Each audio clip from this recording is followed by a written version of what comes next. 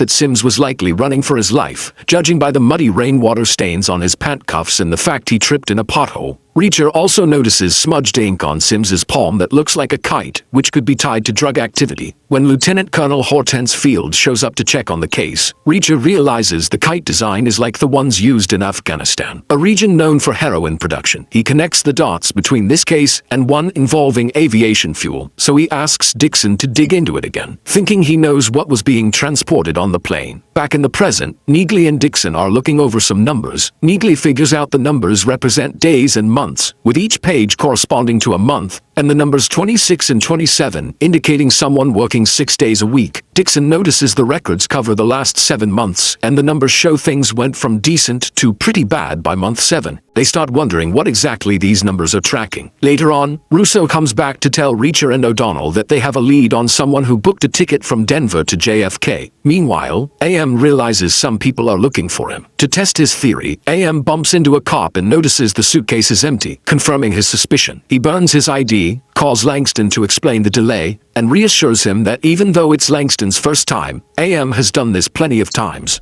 Langston asks how AM plans to get a new ID, and as they pass by an ad for a cosmetic surgeon, AM comes up with a plan. After that, Reacher and O'Donnell are released and meet up with Dixon and Neagley at the motel. Reacher asks about Seropian's neighbor, Barbara Gottelsman, and calls her to confirm if Seropian still lives there. She says he does, and the team moves in. Neagley picks the lock and Reacher throws a pipe bomb to clear out some people inside. They eliminate everyone and Reacher spots a car watching them. When the driver realizes he's been seen, he takes off, and Neagley goes up to the roof to help Reacher track the car. After chasing it down, Reacher throws a barbecue stand at the window, causing the car to crash. They pull the driver, Brian Collins, out and try to interrogate him, but he dies from a heart attack before they can get anything out of him. Reacher tries to save him, but it's too late. He goes back to Seropian's place to tell the team he couldn't get any information. They leave shortly after. Back at the motel, Russo confronts the team, upset about their reckless actions. Reacher knows they've been set up because it's unlikely an assassin would leave his real address. He points out 2 possibilities. Seropian either used a fake address or was working for New Age as a hitman, with the real address being a trap. Russo warns them that their partnership will only work if they stop being reckless, especially since he had to lie when taking Gottelsman's statement. He also tells them the trap failed, meaning the list of aliases and names with the initials AM is useless now because the man knows he's being watched. Russo says he'll get a warrant to search New Age, but they need to stay put until he hears from them.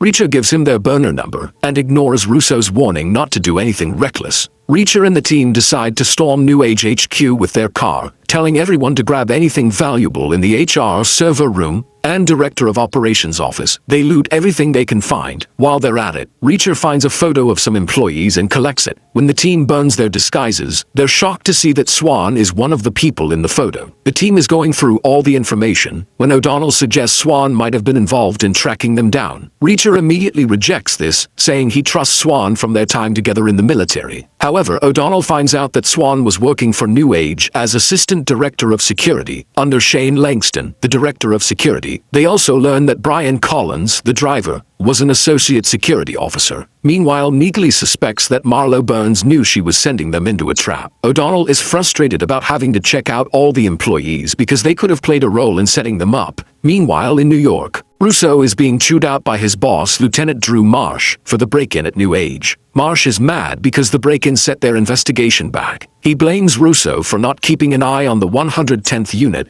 and letting them rob the company. Russo defends himself, saying he warned them not to do anything reckless. Marsh orders him to find out what the unit has discovered. By morning, Reacher complains about the music playing in the diner. Neagley finds that Swan had emails addressed to Marlowe, but never shared them with Langston or anyone in security. In one of the emails, Swan writes a cryptic message about the 6th song on Jimi Hendrix's Axis, Bold as Love, which O'Donnell notices right away. Swan hated Hendrix's music, so the message feels off. Dixon figures out that the 6th track is called Little Wing. Reacher recalls a document about a major defense project that New Age had worked on. It was a military project, but the details are vague. Senator Malcolm Lavoie tried to push for congressional approval because he believed in the project, and O'Donnell points out that Lavoie has a history of shady dealings. Dixon sums it up. Swan coded a message to Marlowe about a program supported by a corrupt politician, and they need to interrogate Lavoie. Neagley disagrees, saying Lavoie is surrounded by high-level security. O'Donnell suggests questioning Lavoie's legislative director instead, since they would have more information about the laws being passed and aren't surrounded by heavy security. O'Donnell says he has info on high-level people and can get Lavoie's legislative director's details. Reacher agrees, and O'Donnell steps outside to make some calls. While he's gone, Neagley wonders if Swan was a traitor since his body was never found, and his home wasn't looted like the others. Reacher insists he would never let his dog die. Dixon wonders if Swan might have taken bribes because of financial problems, and Neagley reminds them that there are things they don't know about some people. The team recalls a time from their military days when they busted a drug ring and seized 48 bags of heroin. They celebrate, but Lowry reminds them there's still work to do. Neagley notices that the heroin is 99% pure. Lieutenant Fields congratulates them on their success, but after she leaves, Swan expresses his disgust for drug traffickers who make more money than all their pensions combined. Dixon realizes that one bag is missing. Lowry says he counted all the bags when they loaded them into Swan's vehicle. Reacher, Neagley, and Swan check the vehicle and find the missing bag, which Reacher believes fell out of the back during the drive. Reacher buys Swan's explanation, but Neagley is doubtful and decides not to mention it to Reacher. In the present, they reflect on the drug bust, with Neagley suggesting that Swan was caught red-handed and he missed his chance to make money. Reacher, however, still believes Swan was a good man. Neagley hints that Reacher might be trying to prove Swan's innocence because he doesn't want to feel guilty for their friends' deaths or doubt his own judgment. The team heads off to see what O'Donnell has found. In Denver, Colorado, AM meets Dr. Manuel Elzogby, a cosmetic surgeon, and asks about getting a new face. When Dr. Elzogby confirms the request, AM stabs him in the throat. The doctor tries to call for help but can't. AM takes his identity and credentials before killing his female secretary the same way. AM cancels all appointments for the day and leaves. Meanwhile, at the motel, O'Donnell learns that Lavoie's legislative director is Daniel Boyd. Boyd comes from a rich family, and two of his past criminal charges mysteriously disappeared during his college years. O'Donnell finds out Boyd will be at a fundraiser in Boston. Reacher finally answers multiple calls from Russo, who is angry about the break-in. Reacher sarcastically pretends he has no idea what Russo's talking about. Russo demands to know what information they've gathered. Reacher sends him details about New Age's security team roster and asks Russo to run background checks. Much to Russo's frustration, Reacher tells him they're heading to Boston. Before they leave, Neagley and Dixon suggest questioning Marlowe at her house, but Reacher and O'Donnell decide to get weapons from some drug dealers instead. When Neagley and Dixon arrive at Marlowe's house, they find that she and her daughter, Jane, have packed up and escaped through the back door. Dixon finds bags of cash left behind in the closet, which surprises them both. In Colorado, AM rents a car using Elzogby's identity. He talks to a kid nearby, offering him the same explanation he used before.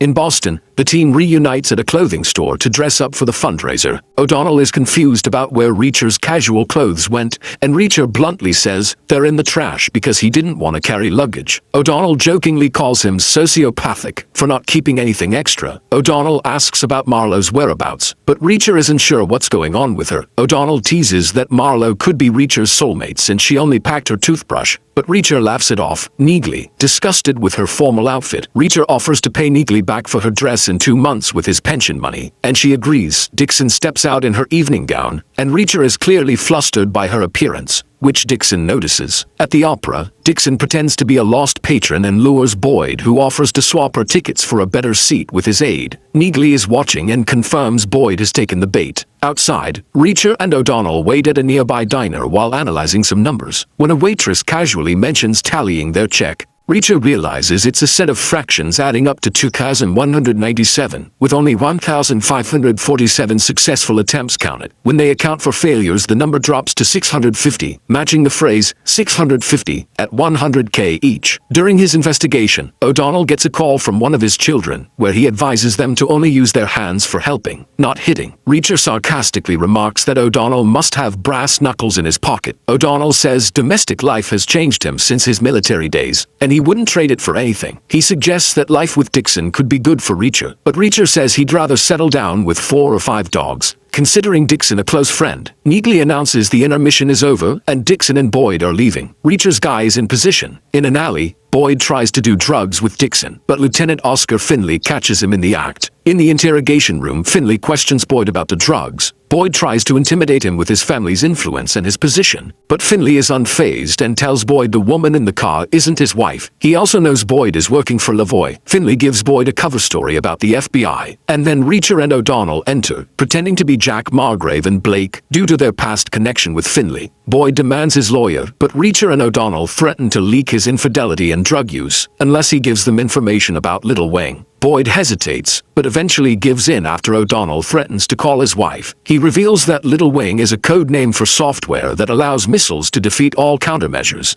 It was originally created to protect commercial aircraft but was tweaked by New Age. The software lets ground-fired missiles bypass the main target initially, making the pilot think they're safe until the missile reacquires the target. Boyd says Lavoie is interested in the technology because it would advance their military. Boyd explains that Lavoie is pushing for congressional approval and is burying the proposal in paperwork. Boyd assures them that New Age has full control of the technology. He also reveals New Age has 2 facilities, one in New York for the software, and one in Denver for the hardware. Reacher and O'Donnell leave the room, leaving Boyd confused about whether the drug charges will be dropped. Reacher tells him he's not a cop. Outside, Reacher and Finley catch up. Finley offers his help, but Reacher declines, not wanting to drag him further into the case. Finley also reunites with Neagley and compliments her outfit, which makes her embarrassed, and she tells him to mind his own business. The trio parts ways amicably. In the car, Reacher tells Dixon and Neagley to head to the Colorado facility to sabotage the hardware, while he and O'Donnell go to Homeland Security in D.C. to learn more about AM through Reacher's brother's contacts. When O'Donnell asks about Joe, Reacher bluntly says he's dead, which shocks them both. The unit stops at a diner along the way. In the parking lot, a biker gang confronts them, confiscates their weapons, and plans to kill them. The unit fights back, maiming and killing most of the gang members before recovering their weapons. Reacher grabs the leader's phone and contacts Langston, letting him know his attempt on their lives failed. Reacher visits O'Donnell's family, meeting his wife Lily and their 2 young sons Danny and Davy. O'Donnell tells Lily to take the kids to Asheville for safety while they handle the case, advising no contact. Though Lily is concerned, she trusts her husband's judgment. Reacher is surprised by how calm she remains, but O'Donnell explains that Lily grew up in a family used to high-pressure situations, with her mother being an ER nurse and her father a Chicago